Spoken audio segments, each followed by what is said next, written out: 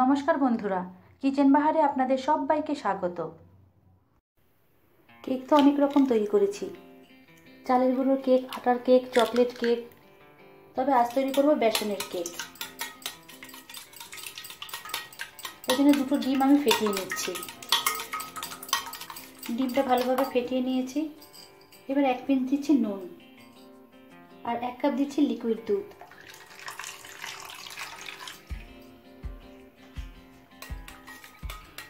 এক কাপ বলতে প্রায় এখানে 200 ml লিকুইড দুধ দিলাম।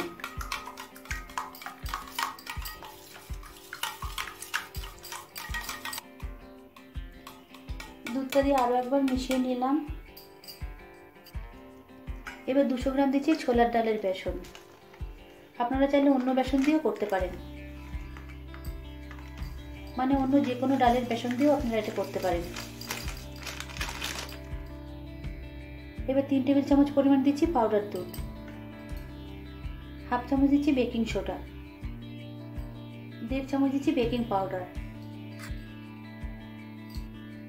150 গ্রাম দিচ্ছি চিনি গুঁড়ো। এবার এই সব কিছু ভালোভাবে মিশিয়ে নেব।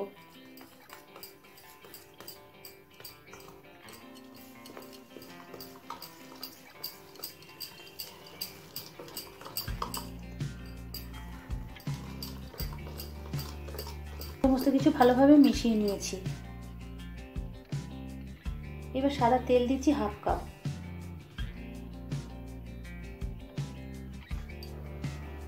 কয়েক ফোঁটা দিচ্ছি ভ্যানিলা এসেন্স।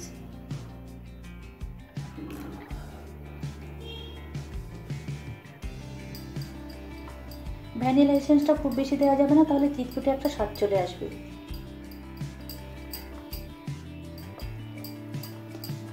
ভ্যানিলার তেলটা দিয়ে আবার একবার ভালোভাবে মিশিয়ে নিয়েছি।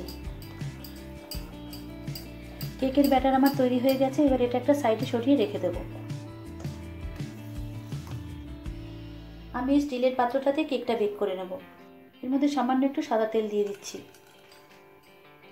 এবার এই তেলটা ভেতরের অংশ খুব ভালোভাবে মেখে নেব।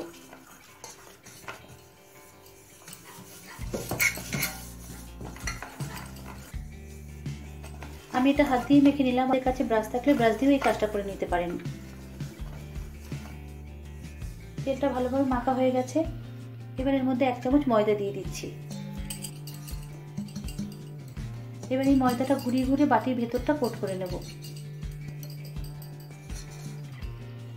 বাটির ভেতরের অংশটা ময়দা দিয়ে কোট করে নিয়েছি। এবার অতিরিক্ত ময়দাটা ঝেড়ে ফেলে দেব। এবার আগে থেকে তৈরি করা বেসনের ব্যাটারটা এর মধ্যে দিয়ে দেব।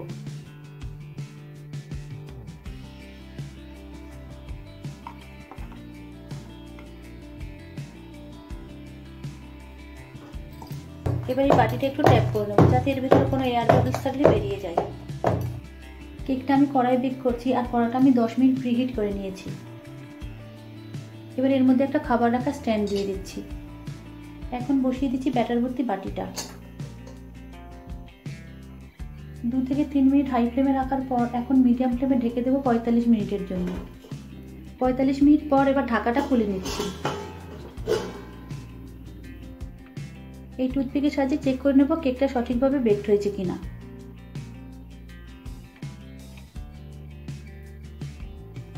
দেখুন, টুথপিকটা আমি সম্পূর্ণটাই কেকের মধ্যে ঢুকিয়ে দিয়েছি। একদম ক্লিয়ার, তার মানে কেকটা আমাদের বেকড হয়ে গেছে। এবার কেকটা নামিয়ে ঠান্ডা করে নেব।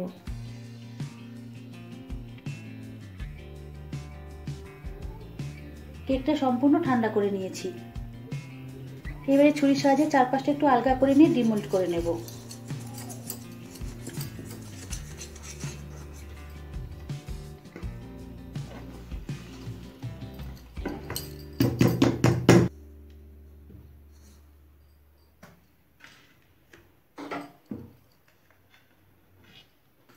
এবার কেকটা আমি আপনাদের কেটে দেখাচ্ছি।